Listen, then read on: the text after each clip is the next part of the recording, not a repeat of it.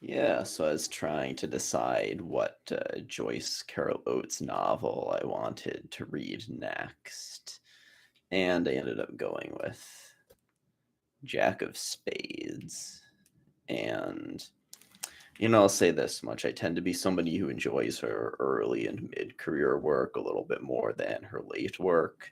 But I did really like Fair Maiden, and I did really like Pursuit. So I figured, yeah, why the hell not? Why not keep going?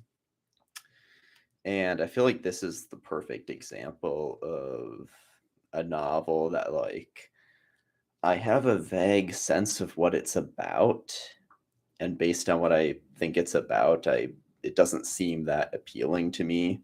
But then once I've read it, I really do kind of appreciate it a lot more,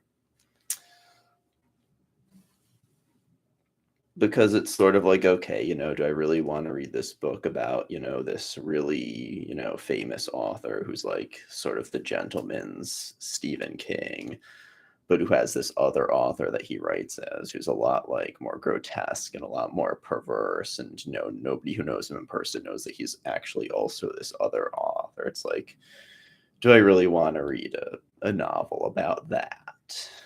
Um, but what Joyce Carol Oates does with it is really interesting. Um, the plot never seemed predictable at all. So a lot of the twists were just very, very bizarre and very perplexing in the best possible way. Um, there's a very fun, very sort of subtle interplay here with The Imp of the Perverse by Edgar Allan Poe, which I appreciated a lot. Um,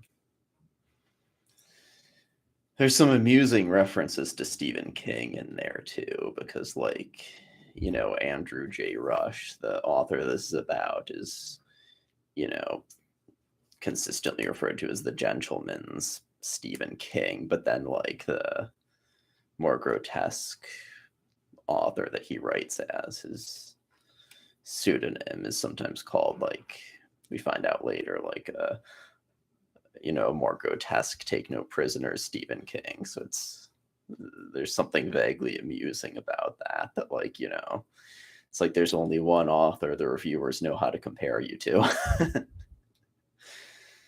um I think she does a very, very good job of keeping it, at least I thought, very, she keeps the relationship between Andrew J. Rush and Jack of Spades fairly complicated and mysterious, and really to the very end I really didn't know. It's like this terrible thing that he did in his childhood, did he actually do that on purpose and then manage to convince himself that it was an accident, or was it a real accident, and this, um this evil side of him, is fantasizing that it was deliberate. And um you get a lot of things like that throughout, where it's never really easy to tell exactly what the relationship between these two people inside of him is. um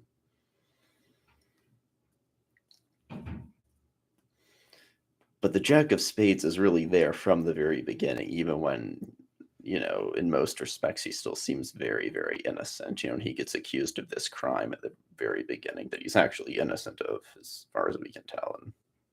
And I think he really is innocent of that, he's just terrified. It's like, just completely, like, nauseated by the idea of being accused of theft, of having to go to court, having to go to a lawyer, of being told that, a warrant will be summoned if you don't appear at this date. It's like, this is like a world that he's never gotten anywhere near.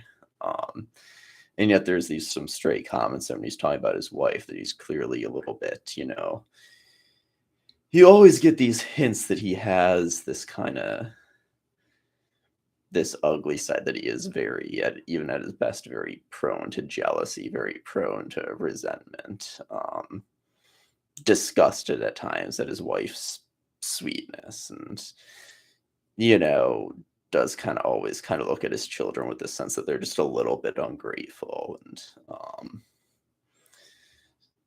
very, very enjoyable, really. Just